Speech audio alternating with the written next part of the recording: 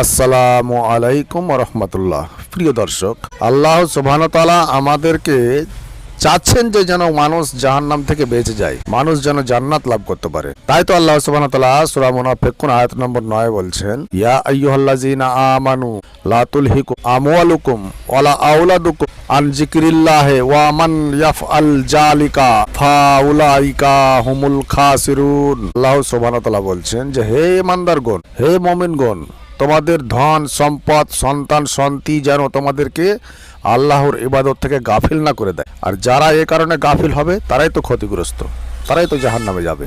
মানুষের নাফস যদি শয়তানের অস্তিত্ব নাও থাকে, তবুও মানুষের নাফসের কারণে মানুষ জাহান্নামে যাবে।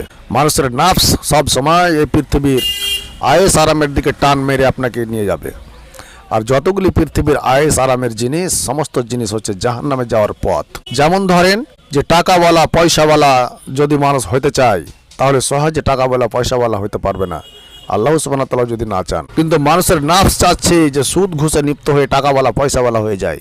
মানুষের নাফস চাচ্ছে জেনা ব্যভিচারে লিপ্ত হয়। মানুষের নাফস সমস্ত অশ্লীল কাজে লিপ্ত হতে চাচ্ছে। মানুষের নাফস মানুষকে টেনে জাহান্নামের দিকে নিয়ে যাচ্ছে।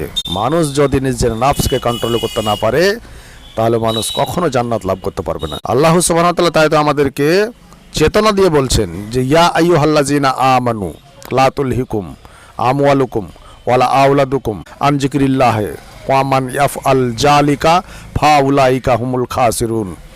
হে মুমিনগণ, তোমরা সাবধান সতর্ক হয়ে যাও। তোমাদের ধন সম্পদ সন্তান সন্ততি আয়েশ আরাম তোমাদেরকে যেন একদিন জাহান্নামের মুখী না করে দেয়, যেন তোমাদেরকে আল্লাহর ইবাদত থেকে গাফিল না করে দেয়।